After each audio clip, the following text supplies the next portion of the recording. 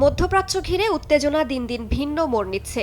গাজা যুদ্ধের পাশাপাশি অঞ্চলটিতে Iran, Israel ও বিভিন্ন সশস্ত্র গোষ্ঠীর মধ্যে হামলা পাল্টা হামলা চলছে। চলমান এই পরিস্থিতির মধ্যেই রোববার সাইপ্রাসে একটি মার্কিন যুদ্ধজাহাজ এসে পৌঁছায়। তবে সাইপ্রাস বলছে জাহাজটি কোনো সামরিক অভিযান বা যুদ্ধে ব্যবহারের জন্য নয়, বরং বেসামরিক নাগরিকদের নিরাপদে সরিয়ে নিতেই নোঙর করেছে।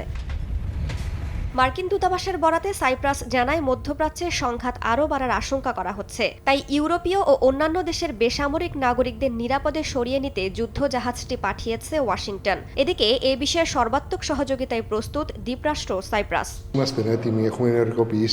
আমরা ইউরোপীয় ইউনিয়নের সদস্য রাষ্ট্র। সাইপ্রাসকে নিরপেক্ষ মধ্যস্থতাকারী হিসেবে দেখা হয়। চলমান সংঘাতের কোনো আশঙ্কা নেই, বরং আমরা সমস্যা সমাধানে কাজ করতে আগ্রহী। এই অঞ্চলের সবার সঙ্গে আমাদের ভালো সম্পর্ক। Στις χώρες τους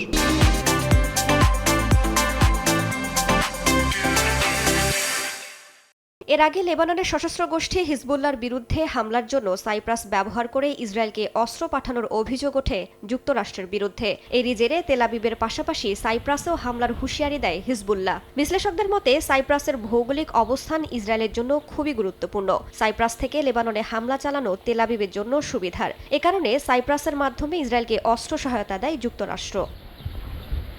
রাইসা জান্নাত, সময় সংবাদ।